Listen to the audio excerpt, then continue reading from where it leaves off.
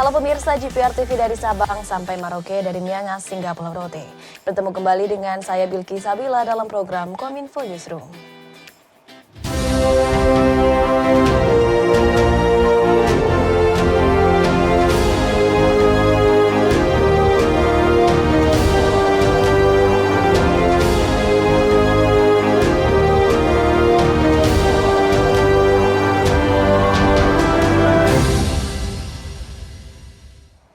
Pemirsa, inilah Kominfo Newsroom selengkapnya.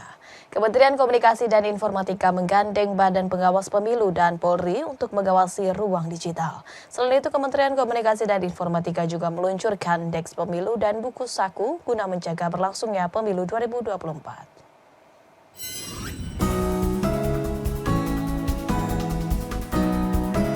Dalam upaya mengawal jalannya Pesta Demokrasi Pemilihan Umum 2024, Kementerian Kominfo berkolaborasi dengan Badan Pengawas Pemilu dan Kepolisian Republik Indonesia memperkuat sinergi menjaga kampanye di ruang digital melalui peluncuran Deks Pengawasan Pemilu. Menteri Komunikasi dan Informatika Budi Aris Setiadi mengatakan Deks itu akan dioperasikan bersama oleh perwakilan Direktorat Jenderal Aplikasi Informatika Kominfo, Bawaslu, dan Polri. Mereka akan mengawasi konten di internet dalam tahapan Pemilu 2024. Saya mengapresiasi komitmen Bawaslu serta Polri dalam menjalin kerjasama pengawasan penyelenggaraan pemilu, terutama kampanye di ruang digital. Sementara itu, Dirjen Aptika Kementerian Komunikasi dan Informatika Samuel Abrijani Pangerapan mengatakan, selain meluncurkan Deks Pemilu 2024, pihaknya juga meluncurkan buku saku. Buku tersebut bisa diakses oleh anggota Bawaslu di tingkat kabupaten kota. Isi daripada buku saku itu memuat informasi penting seperti timeline penyelenggaraan Pemilu 2024, landasan hukum dalam manajemen konten negatif dalam masa pemilu, kampanye di media sosial, kategori konten negatif, alur penanganan jika ditemukan konten-konten negatif berkaitan dengan pemilu, hingga ketentuan terkait netralitas aparatur sipil negara.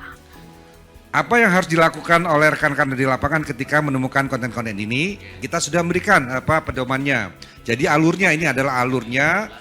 Jadi alurnya itu rekan-rekan dari Bawaslu Kota, Kabupaten hingga Provinsi meneruskan temuan ini ke Bawaslu Pusat. Dari situ akan disampaikan ke kami akan menganalisa dan langsung mengambilkan tindakan. Apakah itu kalau dia dari website yang tidak terdaftar, kalau dia media menyatakan media berita tapi tidak terdaftar di Dewan Pers, kami akan melakukan tindakan tegas yaitu pemblokiran. Namun apabila ada kaitannya dengan yang terdaftar di Dewan Pers, kami berkonsultasi dengan Dewan Pers. Menteri Ketenagakerjaan Republik Indonesia Ida Fauziah menyebut Indonesia akan mengembangkan program ketenagakerjaan kepada negara anggota OKI. Adapun dua hal yang akan disosialisasikan Indonesia yakni solusi inovasi dan juga digitalisasi dalam pelayanan ketenagakerjaan.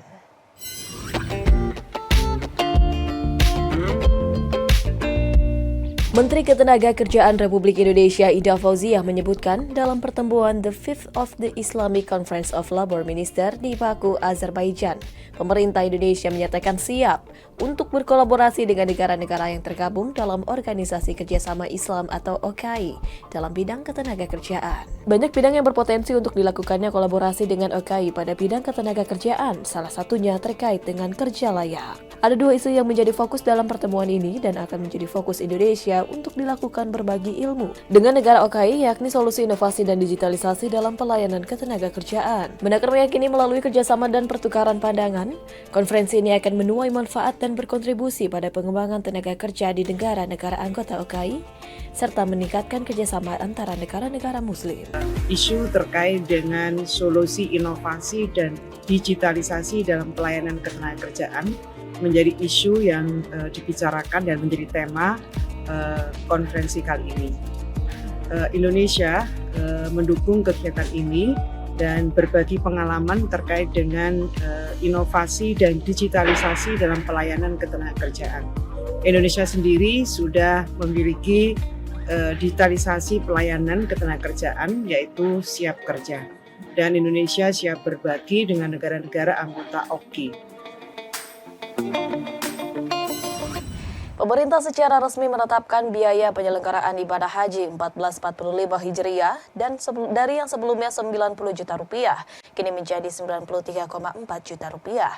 Menteri Agama Yakut Khalil Qomas menyampaikan, Kemenak akan membuka skema cicilan pelunasan biaya haji agar tidak memberatkan para jemaah dalam melakukan pembayaran haji ke depannya.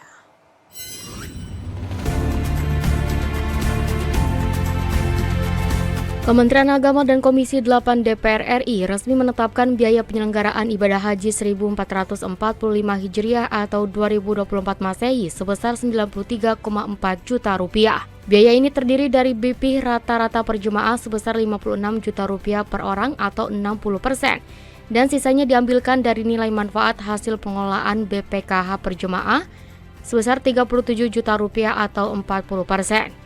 Menteri Agama Yakut Khalil Qomas dalam rapat kerja bersama Komisi 8 DPR RI menyampaikan bahwa komponen biaya perjalanan haji tersebut meliputi biaya penerbangan, akomodasi di Mekah, sebagian akomodasi Madinah, biaya hidup living cost, dan biaya visa. Sementara itu, untuk nilai manfaat meliputi komponen biaya penyelenggaraan ibadah haji di Arab Saudi dan komponen biaya penyelenggaraan ibadah haji di dalam negeri. Dengan skema ini, penggunaan dana nilai manfaat keuangan haji secara keseluruhan sebesar 8,2 triliun rupiah, yang mana ada kenaikan sebesar 3 juta rupiah dari tahun sebelumnya sebesar 90 juta rupiah. Untuk mengatasi hal tersebut, Menteri Agama Yakut Khalil Qomas membuka skema cicilan pelunasan biaya haji, sehingga calon jemaah tidak harus membayar sekaligus biaya pelunasan haji. Dengan begitu, kenaikan biaya haji tidak akan memberatkan jemaah ke depannya. Ia juga menjelaskan skema pencicilan dapat dilakukan melalui virtual account bank penerima setoran BPIH, di mana dengan sistem top up, maka calon jemaah dapat menyetorkan dana haji sesuai kemampuannya, hingga penutupan pelunasan BPIH 1445 Hijriah atau setara dengan 2024 Masehi. Dengan menjaga keberlangsungan dana haji, di mana komposisi BP harus lebih besar daripada nilai manfaat yang digunakan. Tentu ini akan sangat memberatkan bagi jamaah haji apabila jamaah haji harus membayar sekaligus biaya pelunasan haji. Oleh karena itu, ke depan skema baru dalam pelunasan biaya penyelenggaraan ibadah haji atau BPIH harus mulai diterapkan, yaitu jamaah calon haji bisa melakukan pelunasan ongkos haji dengan cara mencicil atau angsuran, sehingga sisa biaya haji yang harus dilunasi tidak terasa lebih banyak. Informasi lainnya, pemirsa, Indonesia dan Uni Emirat Arab bekerja sama dalam bidang kesehatan. Kerjasama tersebut terwujud dalam pembangunan rumah sakit khusus jantung di kawasan Solo Technopark, Solo, Jawa Tengah. Selain melengkapi fasilitas kesehatan Indonesia, pembangunan rumah sakit khusus jantung menjadi upaya konkret dalam menanggulangi masalah penyakit jantung yang menjadi penyebab kematian paling tinggi di Indonesia.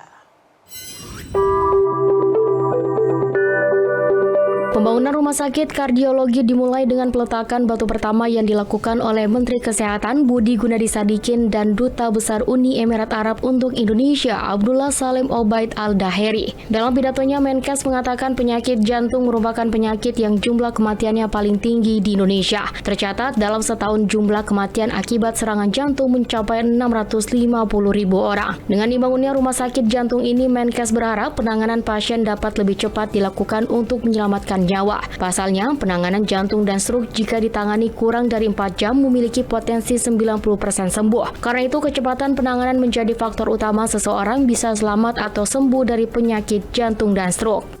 Mungkin teman-teman di sini juga pasti punya saudara yang pernah meninggal gara-gara stroke atau jantung. Itu penyakit yang paling banyak meninggalnya. Dan kita kekurangan fasilitas untuk menangani jantung dan stroke. Jadi emang speed itu sangat menentukan. Apakah saudara kita, teman kita kalau kena stroke sama jantung itu bisa tetap hidup atau tidak. Oleh itu fasilitasnya yang lengkap harus dimiliki cukup banyak. Itu sebabnya kenapa rumah sakit ini dibangun dan saya terima kasih. Sementara itu, Duta Besar Abdullah Salim Obaid Al-Daheri mengatakan rumah sakit kardiologi akan menjadi rumah sakit modern pertama di Indonesia yang dilengkapi dengan teknologi canggih dan model perawatan kesehatan yang inovatif. To conclude, I would like to take this opportunity to invite both the public and the private sectors in both countries to explore the potential joint investment projects in this particular very important healthcare sector for humanity. Rumah Sakit Jantung Emirat Indonesia nantinya akan dilengkapi dengan fasilitas seperti 10 ruang konsultasi, 4 ruang observasi dan monitoring, rawat inap presidensial suite, ruang VIP, perawatan umum, ruang tindakan, ruang TRICE, resusitasi dan isolasi, serta fasilitas kesehatan lainnya. Rumah sakit jantung ini juga berkomitmen mengurangi karbon sehingga konsep pembangunan akan berkonsep green building dengan bertumpu pada solar system panel sebagai sumber energi utama dan memiliki penampungan air hujan. Pemirsa, tetaplah bersama kami karena usai jeda kami akan kembali dengan informasi lainnya.